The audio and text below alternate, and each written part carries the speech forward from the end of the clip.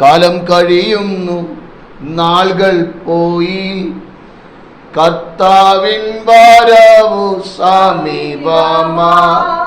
കാലം കഴിയുന്നു, നാളുകൾ പോയി, കർത്താവിൻ വരവു സമീപമായി. മഹത്വനാമത്തെ കീർത്തിപ്പാനായി ശക്തീകരിക്കാൻ നിന്നാത്മാവിനാൽ. മഹത്വനാമത്തെ കീർത്തിപ്പാനായി ശക്തീകരിക്കാൻ നിന്നാത്മാവിനാൽ. യാത്ര ചെയ്യും ഞാൻ ക്രൂശെ നോക്കി, യുദ്ധം ചെയ്യും ഞാൻ യേശുവിനായി. ജീവൻ വെച്ചിടും രക്ഷകനായി അന്ത്യശ്വാസം വരെയും. ജീവൻ വെച്ചിടും രക്ഷകനായി അന്ത്യശ്വാസം വരെയും. കർത്താവിൻ്റെ വിലയേറിയ നാമം ഈ പകൽ വാഴ്ത്തപ്പെടുമാറാകട്ടെ. അല്പസമയത്തെ ദൈവവചന ചിന്തയ്ക്ക് 1 പത്രോസ് 1-ാം അധ്യായം 15-16 തിരുവചന ഭാഗങ്ങൾ. നിങ്ങളെ വിളിച്ച വിശുദ്ധന് ഒത്തവണ്ണം അനുസരണമുള്ള മക്കളായി എല്ലാ നടപ്പിലും വിശുദ്ധരാകുകയും, ഞാൻ വിശുദ്ധനാകയാൽ നിങ്ങളും വിശുദ്ധരായിരിപ്പിൻ എന്ന് എഴുതിയിരിക്കുന്നുവല്ലോ. പത്രോസ് അപ്പോസ്തലൻ വളരെ കൃത്യതയോടുകൂടെ ആത്മനിയോഗത്താൽ രേഖപ്പെടുത്തി വെച്ചതായ വാക്കുകൾ ശ്രദ്ധിക്കണം. വിളിച്ച വ്യക്തി വിശുദ്ധനാണ്. ആ വ്യക്തിയോട് കൂടെ നടക്കണമെങ്കിൽ അനുസരണമുള്ള മക്കളായി എല്ലാ നടപ്പിലും വിശുദ്ധരാകണം. അവിടെയാണ് ഇച്ചിരി പ്രയാസം. ആ എല്ലാം എന്നുള്ള വാക്കങ്ങ് മാറ്റുകയായിരുന്നെങ്കിൽ കുഴപ്പമില്ലായിരുന്നു. അവിടെ കിടന്നോട്ടെ. ആൻറ്റിക്ക് ഇഷ്ടമാണ്, എല്ലാവർക്കും ഇഷ്ടമല്ലല്ലോ. ദൈവമായി ബന്ധപ്പെട്ട് യാത്ര ചെയ്യുമ്പോൾ അപ്പോസ്തലൻ ഒന്നാമനാണ്. യോഹന്നാൻ മാർവിൽ ചാരിയവനാണ്. വളരെ ശക്തിയോടെയാണ് ഇവർ ദൈവവചനത്തിൻ്റെ ആഴങ്ങൾ വെളിപ്പെടുത്തുന്നത്. വേദപുസ്തകത്തിലെ വചനങ്ങൾ നമുക്ക് ഇഷ്ടമുള്ളതുപോലെ പറയാനുള്ളതല്ല. അങ്ങനെ പറഞ്ഞു കഴിഞ്ഞാൽ കേൾക്കാൻ രസമുണ്ടാകും, ആളുകൾക്ക് അത് ഇച്ചിരി ഇഷ്ടമുള്ള കാര്യമാണ്. വേദപുസ്തകത്തിലെ വാക്യങ്ങൾ നമുക്ക് ഇഷ്ടമുള്ളതുപോലെ പറയാനുള്ളതല്ല. പ്രസംഗിക്കുമ്പം കൊഴുപ്പ് കിട്ടാൻ വേണ്ടി പറയുന്ന ഇങ്ങനെയാണ്. അപ്പോസ്തലനായ പൗലോസ് ഭൂതത്തെ ഒന്ന് നോക്കിക്കഴിഞ്ഞപ്പം ഭൂതം വിട്ടുപോയി എന്നാണ് ചിലർ പ്രസംഗിക്കുമ്പോൾ പറയുന്നത്. പൗലോസ് നോക്കിയപ്പം ഭൂതം വിട്ടുപോയില്ല. മുഷിഞ്ഞ് അവൻ തിരിഞ്ഞു നോക്കി ഭൂതത്തെ എന്ത് ചെയ്തു? ശാസിച്ചു. ശാസിച്ചപ്പോഴാണ് അത് എന്ത് ചെയ്തത്? വിട്ടുപോയത്. പറച്ചലിന് കൊഴുപ്പ് കിട്ടാൻ വേണ്ടി നോക്കിയപ്പോഴേ പോയി. എവിടെ പോയി? ഒരു വഴിക്കും പോയില്ല. പോയി സാധനം ശാസിച്ചപ്പോൾ അവനിൽ പകർന്ന അധികാരം അവൻ ഉപയോഗിച്ചപ്പോൾ വിചാരം ചെയ്തു, വിട്ടുപോയി. സ്തോത്രം. വേദപുസ്തകത്തെ നമ്മൾ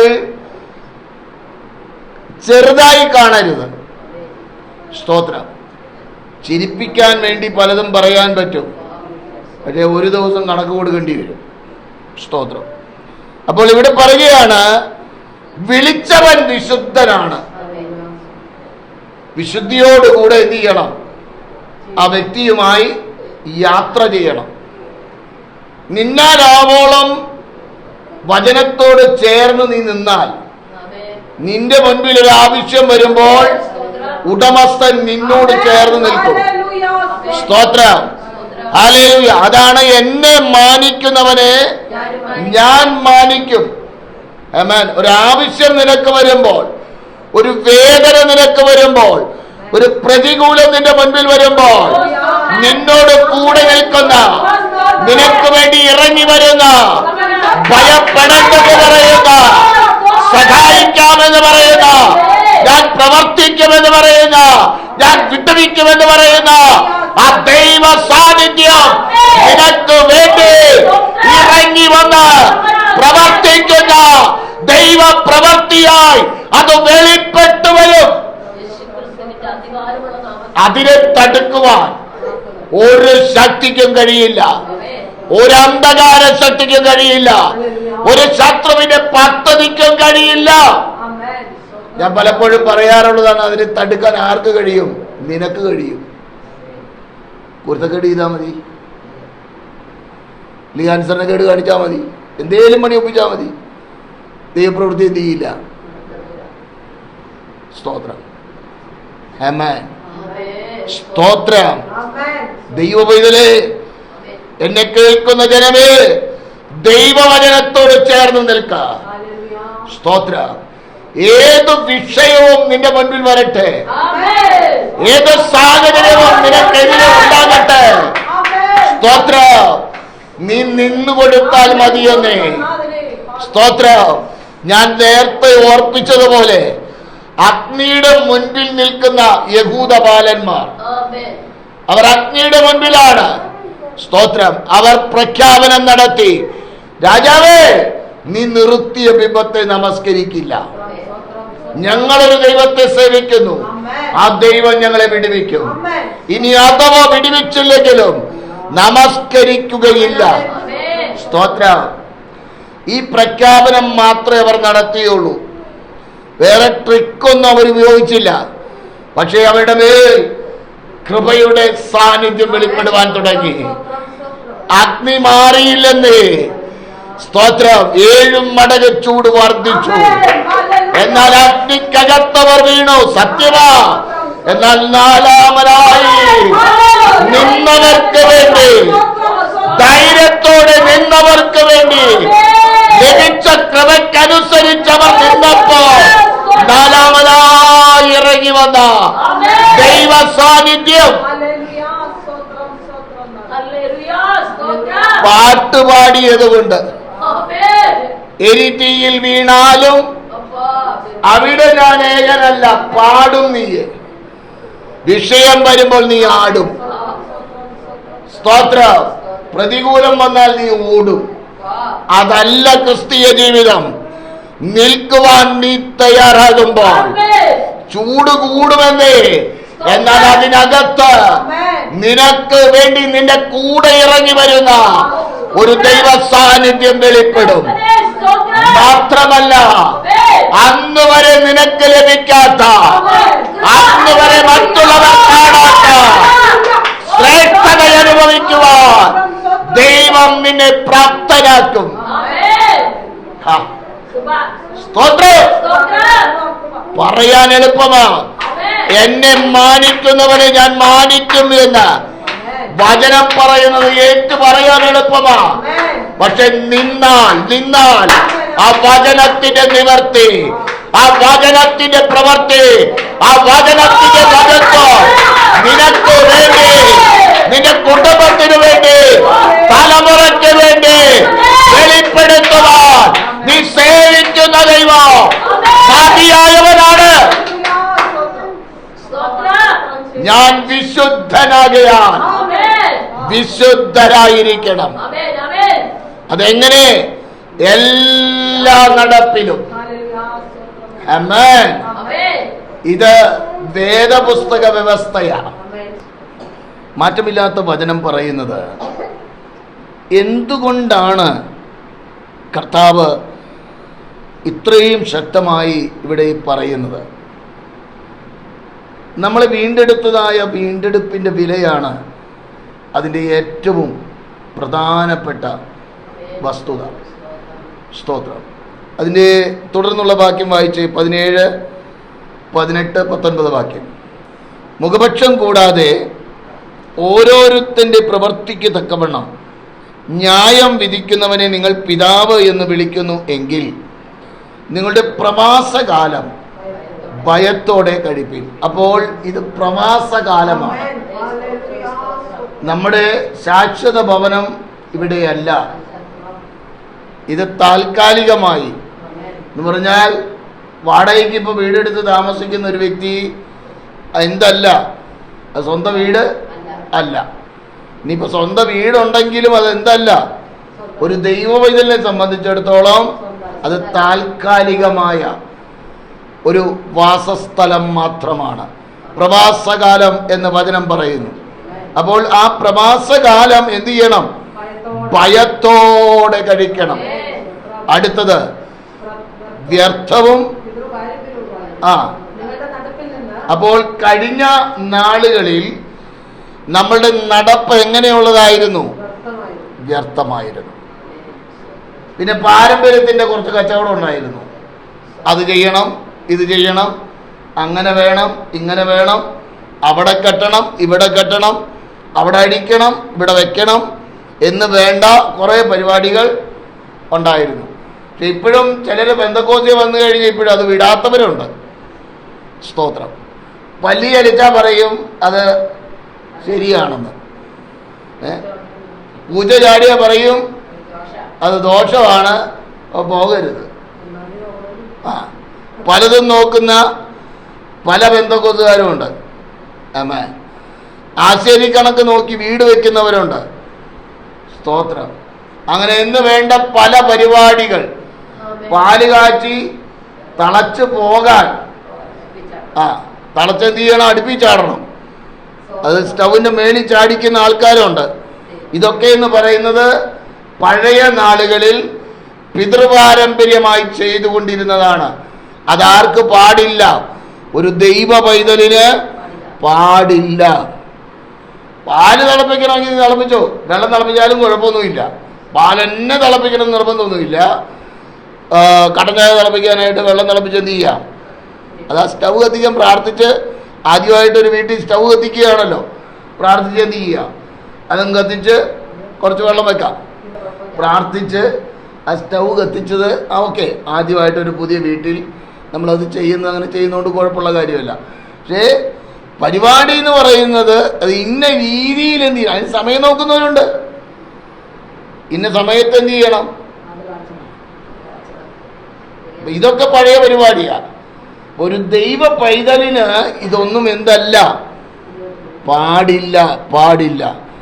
ആ നടപ്പിൽ നിന്ന് നിങ്ങളെ വീണ്ടെടുത്തിരിക്കുന്നത് പൊന്ന്, വെള്ളി, അഴിഞ്ഞു പോകുന്ന വസ്തുക്കളെ കൊണ്ടല്ല. പിന്നെ എന്താണ്? ക്രിസ്തു എന്ന നിർദോഷവും നിഷ്കളങ്കവുമായ കുഞ്ഞാടിന്റെ വിലയേറിയ രക്തം കൊണ്ടാണ്. ആമേൻ. ആ രക്തത്തിന്റെ വിലയാണ് ദൈവമക്കൾ. ആമേൻ. എവിടെ കിടന്നതാണ്? വ്യർത്ഥമായ പിതൃപാരമ്പര്യത്തിനകത്ത് കിടന്ന നമ്മെ യേശു ക്രിസ്തുവിന്റെ രക്തത്താൽ വിളിച്ച് വേർതിരിച്ച് നിന്നെ വിശുദ്ധിയോടുകൂടെ ഹല്ലേലൂയ ദൈവസഭയാകുന്ന മന്ദിരത്തിനകത്ത് കൊണ്ടുവന്ന് നട്ടിരിക്കുകയാ. ഇനി നിന്റെ ഉത്തരവാദിത്തമാണ് വിശുദ്ധിയോടെ ജീവിക്കുക എന്നുള്ളത്.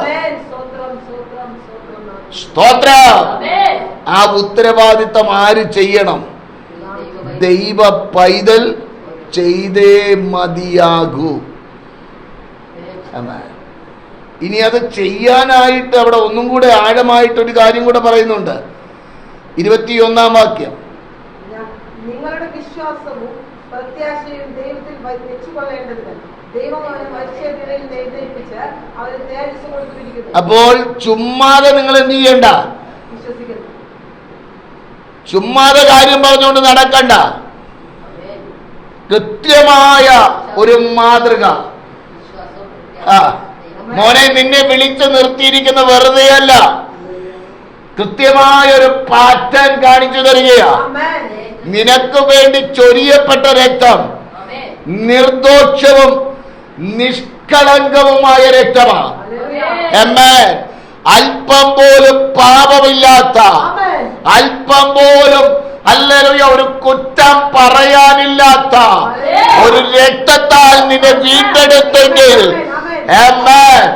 ആട്ടുകൊറ്റന്മാരുടെ രക്തമല്ല, പശു കിടാവിന്റെ രക്തമല്ല, പുത്രൻ സ്വന്തം രക്തം നൽകി നിന്നെ വീണ്ടെടുത്തെങ്കിൽ ആ വിശുദ്ധിയുള്ള നാഥനോട് ചേർന്ന് നിൽക്കാൻ നിനക്ക് ദൈവം നൽകിയ പ്രാപ്തിക്കനുസരിച്ച്, സുബോധത്തിനനുസരിച്ച് വിശുദ്ധിയോടെ ജീവിച്ച് മതിയാകൂ.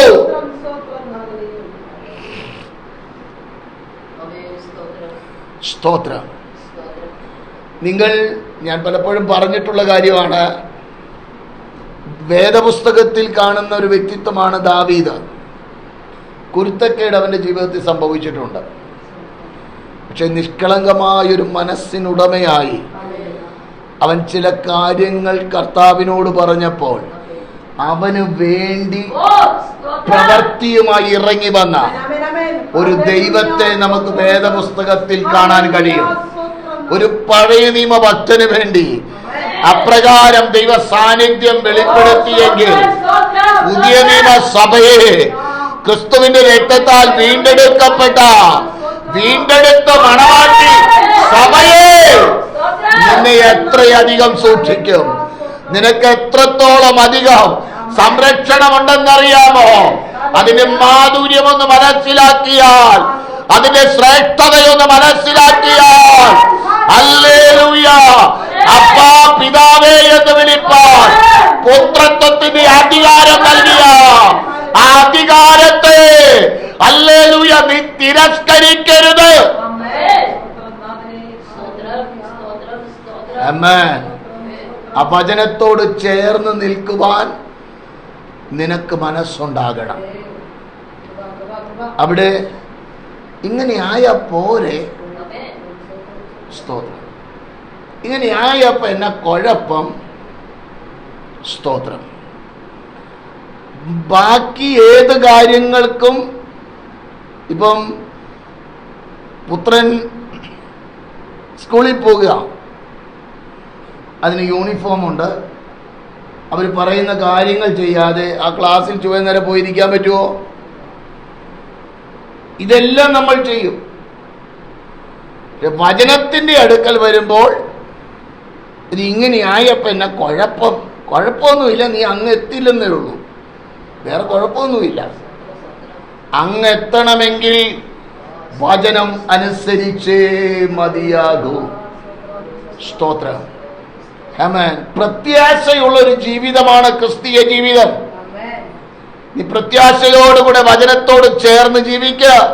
നിന്റെ ജീവിതത്തിൽ വരുവാൻ പോകുന്ന കാര്യങ്ങൾ എന്റെ അപ്പൻ അക്കമിട്ട് നിന്നോട് നിരത്തി തരും. ആമേൻ. പറഞ്ഞു തരുമതേ. ഒരുപക്ഷെ നിന്നോട് ഹല്ലേലൂയ നേരിട്ട് സംസാരിക്കാം, അതല്ല ദൈവദാസന്മാരിൽ കൂടെ സംസാരിക്കാം, അതല്ലെങ്കിൽ സ്വപ്നത്തിലൂടെ ഇടപെടാം. ആമേൻ. എന്നിട്ടും കുരുത്തക്കേട് കാണിച്ചു പോകുന്ന വ്യക്തികൾ കുഴിക്കകത്ത് പോയി അവിടെ കിടന്ന് അയ്യം വിളിക്കും. ആമേൻ. എത്രയോ ജീവിതങ്ങൾക്ക് മുന്നറിയിപ്പുകളെ അവഗണിക്കുമ്പോൾ വേദനയുടെ അനുഭവങ്ങൾ അവരുടെ ജീവിതത്തിൽ ഉണ്ടാകുന്നു. കാരണം മറ്റൊന്നുമല്ല, മുന്നറിയിപ്പിനെ അവഗണിച്ചു. സ്തോത്രം. ഒരു ദൈവ പൈതൽ എന്ന് പറയുന്നത് പ്രത്യേകമായ സംരക്ഷണ വലയമുള്ള ഒരു വ്യക്തിത്വമാണ്. ആ സംരക്ഷണം എന്ന് പറയുന്നത് ഈ ലോകത്തിൽ ഏറ്റവും പ്രധാനപ്പെട്ട വ്യക്തി, ഇന്ന് ലോകത്തിലെ ഏറ്റവും പ്രധാനപ്പെട്ട വ്യക്തി ട്രംപാണ്. ട്രംപിന് ലഭിക്കുന്നതിനേക്കാൾ ശ്രേഷ്ഠതയുള്ള ഒരു സംരക്ഷണ വലയം ആർക്കുണ്ട്? ഒരു ദൈവ പൈതലിനുണ്ട്. Hallelujah. അത് നിന്റെ യോഗ്യത നോക്കിയിട്ടല്ല നൽകിയത്, നിന്റെ ശ്രേഷ്ഠത നോക്കി നൽകിയതല്ല. നിന്നെ വിളിച്ചതായ വിശ്വസ്തനായ ദൈവം നിനക്ക് നൽകിയിരിക്കുന്നതാണ്. ഏറ്റവും കുറഞ്ഞ പക്ഷം 2 ദൂതന്മാരുടെ സാന്നിധ്യം. അത് പ്രതികൂലങ്ങൾക്കനുസരിച്ച് അതിന് വർധനവുണ്ടാകാം. ഹല്ലേലൂയ. നീ ദൈവത്തിൻ്റെതാണെന്ന് ഒരു ബോധ്യത്തോടുകൂടെ നീ ജീവിച്ചാൽ നിന്റെ സംരക്ഷണ വലയം നിനക്ക് അനുഭവിപ്പാൻ കഴിയും. വേദപുസ്തകത്തിൽ ഒരു വാക്യമുണ്ട്, വഴിയിൽ വെച്ച് നശിച്ചു പോകാതിരിപ്പാൻ പുത്രനെ ചുംബിപ്പി. വഴിയിൽ വെച്ച് നശിപ്പിക്കുവാൻ ശത്രുവായവൻ പരിശ്രമിക്കുവാൻ സാധ്യതയുണ്ട്. വഴി എന്ന് പറയുമ്പോൾ നടപ്പാണ്. ആമേൻ. ആ നടപ്പ് ദൈവമായുള്ള ബന്ധത്തിൽ മാത്രം യാത്ര ചെയ്യുവാനിടയാകണം. ആമേൻ. അങ്ങനെ ഒരു യാത്ര നിനക്കുണ്ടെങ്കിൽ നിന്റെ ജീവിതയാത്ര സുഗമമാകും. അപ്പോഴാണ് ഈ പാട്ട് പാടാൻ പറ്റുള്ളൂ, ക്രിസ്തീയ ജീവിതം സൗഭാഗ്യ ജീവിതം. ആമേൻ. അതല്ലാത്തവർ പാടാം, കുഴപ്പമൊന്നുമില്ല. പക്ഷെ അത് അനുഭവിക്കാൻ കഴിയണമെങ്കിൽ വചനത്തോട് ചേർന്ന് നീ യാത്ര ചെയ്യണം.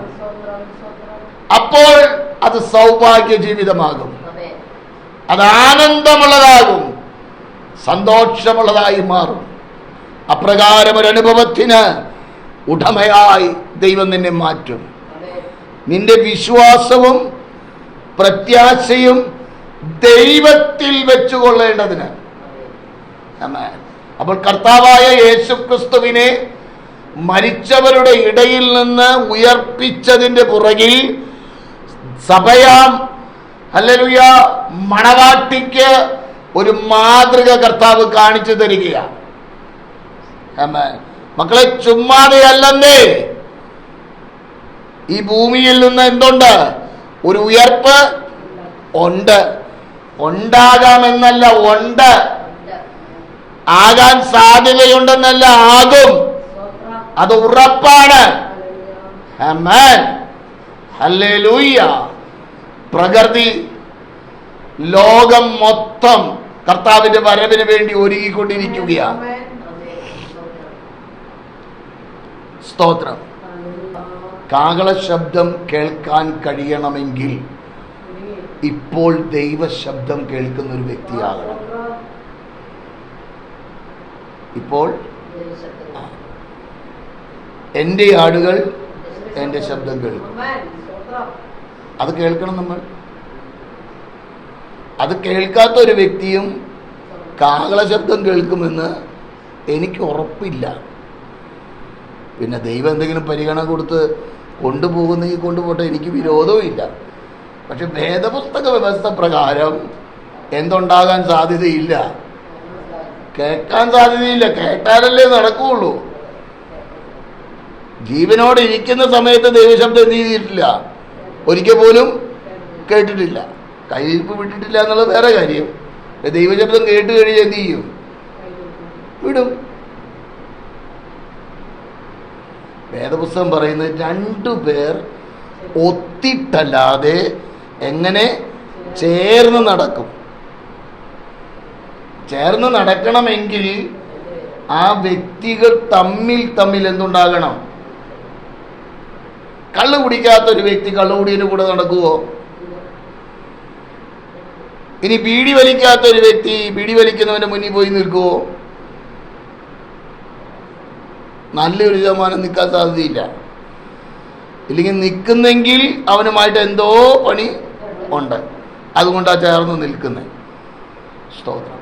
ഇഷ്ടക്കേടുള്ളവൻ ആ പണിക്ക് നീയില്ല, നിൽക്കില്ല. സ്തോത്രം. ബീഡിയുടെ സ്മെല്ലെന്ന് പറയുന്ന ഒരു പ്രത്യേക സ്മെല്ല. അത് കേൾക്കുമ്പോഴേ പിരി പിടിക്കാത്തവന് പിടി പിടിക്കും. മദ്യത്തിന്റെ സ്മെല്ല് പിന്നെയും സഹിക്കാം. ബീഡി സ്മെല്ല് എന്ന് പറയുന്നത് ഒരു പ്രത്യേക സ്മെല്ല അത്. സ്തോത്രം. അപ്പം ഇഷ്ടപ്പെടുന്നവൻ അതിനോട് ചേർന്ന് എന്ത് ചെയ്യും? നിൽക്കും. അവൻ വലിക്കും, ഇവൻ വലിച്ചു കയറ്റും. അവൻ വിടുന്ന പുക പകുതി ഇവനാണ് എന്ത് ചെയ്യുന്നത്? വലിച്ചു കയറ്റുന്നത്. സ്തോത്രം. അത് വേദപുസ്തക വ്യവസ്ഥ പ്രകാരം നമ്മൾ ചിന്തിച്ചാൽ വചനം പറയുന്ന ദുഷ്ടന്മാരുടെ ആലോചന പ്രകാരം നടക്കരുത്, പാപികളുടെ വഴിയിൽ നിൽക്കരുത്, പരിഹാസികളുടെ ഇരിപ്പിടത്തിൽ ഇരിക്കരുത്. 3 കൂട്ടം കാര്യങ്ങളാണ് അവിടെ പറയുന്നത്. സ്തോത്രം. ഹല്ലേലൂയ. ആലോചന പ്രകാരം നടക്കരുത്, പാപികളുടെ വഴിയിൽ നിൽക്കരുത്, പരിഹാസികളുടെ ഇരിപ്പിടത്തിൽ ഇരിക്കരുത്. സ്തോത്രം. അങ്ങനെ ഒരു സ്വഭാവമുണ്ടെങ്കിൽ കുറച്ച് കഴിയുമ്പോൾ നീയും. അതിന് ഉദാഹരണമാണ് ലോത്ത്. നീതിമാനായ ലോത്തെന്ന വചനം പറയുന്നത്, പക്ഷെ വലഞ്ഞുപോയി. എന്താ കാരണം? ദോഷം കണ്ടും കേട്ടും എന്ത് ചെയ്തു? ഇഷ്ടം ഉണ്ടോയെന്ന് ചോദിച്ചു കഴിഞ്ഞാൽ ഇല്ല, അപ്പം തന്നെ ചിലതിനോട് ഉണ്ട്. അപ്പം അത് കാരണം കൊണ്ട് അവിടെ നിന്ന് അങ്ങ് പോരാൻ ബുദ്ധിമുട്ടായി അവസാനം എന്ത് ചെയ്തു? നശിച്ചങ്ങ് പോയി. സ്തോത്രം. ആ കൂട്ടത്തിൽ നമ്മൾ ആകരുത്. കാരണം നമ്മെ വിളിച്ച ദൈവം വിശുദ്ധനാണ്. അവനെ ഹല്ലേലൂയ ആശ്രയിപ്പാനും വിശ്വസിക്കുവാനും ഒരു മാതൃക വളരെ കൃത്യതയോടുകൂടെ ദൈവം വെച്ചേക്കുകയാണ്. മരിച്ചവരുടെ ഇടയിൽ നിന്ന് ഉയർത്തെഴുന്നേൽപ്പിച്ച്, അടുത്ത പദം ശ്രദ്ധിക്കണം, അവന് തേജസ് കൊടുത്തിരിക്കുന്നു. ആമേൻ.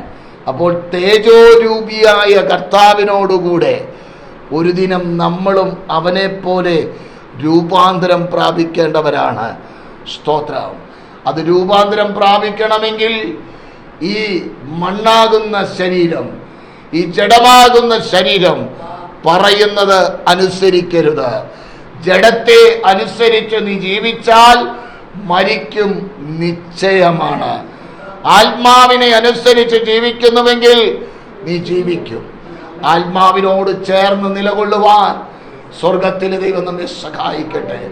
പരിശുദ്ധ ആത്മാവിനെ നൽകിയിരിക്കുന്നത് അന്യഭാഷ പറയുവാൻ വേണ്ടി മാത്രമുള്ളതല്ല, വിശുദ്ധിയോടുകൂടെ നിന്നെ ജീവിപ്പാൻ അനുവദിക്കുന്നതാണ് പരിശുദ്ധ ആത്മാവ്.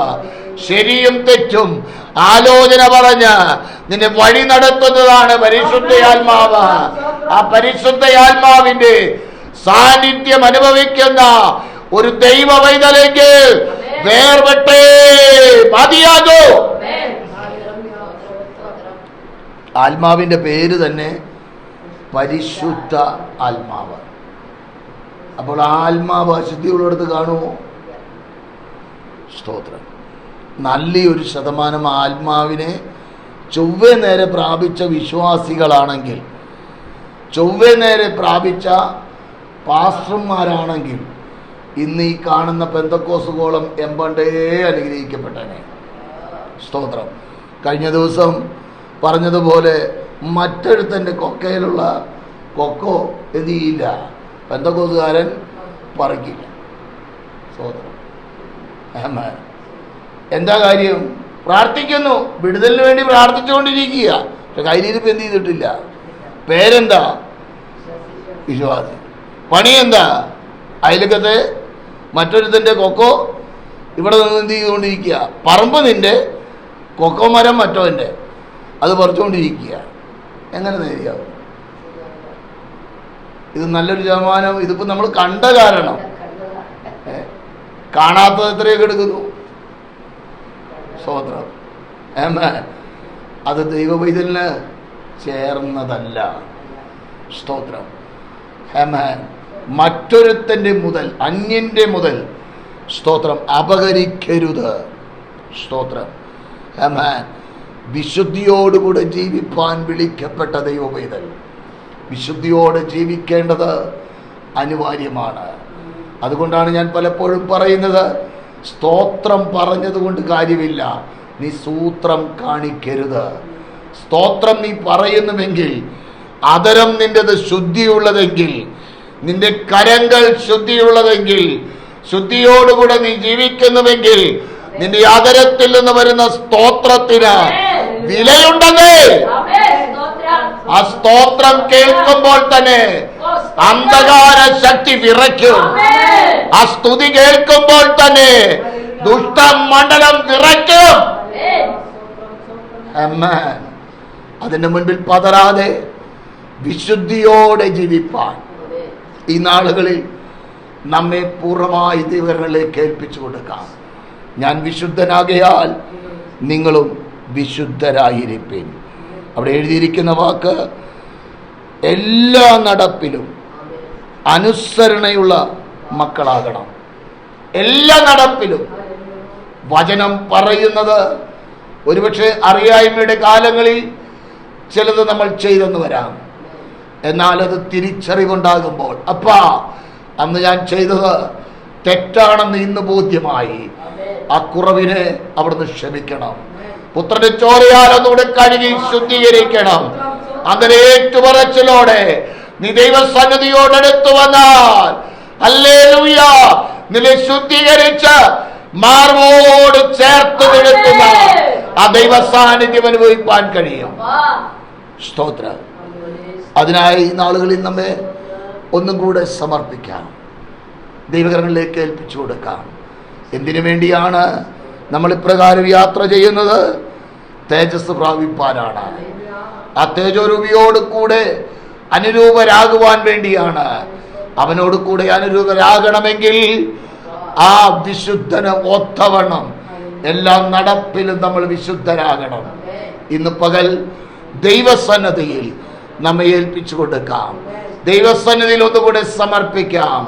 എവിടെയെങ്കിലും ഏതെങ്കിലും വിധത്തിലുള്ള കുറവുകളുണ്ടോ എന്ന് ഒന്നും കൂടെ സ്വയപരിശോധന നടത്തി അപ്പന്റെ പാദപീഠത്തിൽ സമർപ്പിക്കാം. അപ്പാ ഞങ്ങളെ ഒന്നും കൂടെ കഴുകണമെന്ന്, ഒന്നും കൂടെ ശുദ്ധീകരിക്കണമെന്ന്, ഒന്നും കൂടെ ചേർത്ത് നിർത്തണമെന്ന് താഴ്മയോടെ ദൈവകരങ്ങളിലേക്ക് നമ്മെ ഏൽപ്പിച്ചു കൊടുക്കാം. കന്യുള്ള പിതാവേ, അപ്പച്ചന്റെ അടുക്കലേക്ക് ഞങ്ങൾ എടുത്തു വരികയാണ്. മാറ്റമില്ലാത്ത വചനം ഞങ്ങളോട് പറഞ്ഞത് ഞങ്ങൾ ഏറ്റെടുക്കുകയാണ്. അവിടുന്ന് വിശുദ്ധനായ ദൈവമാണ്. അവിടുന്ന് വിളിച്ചത് വിശുദ്ധിയോടെ ജീവിപ്പാനാണ്.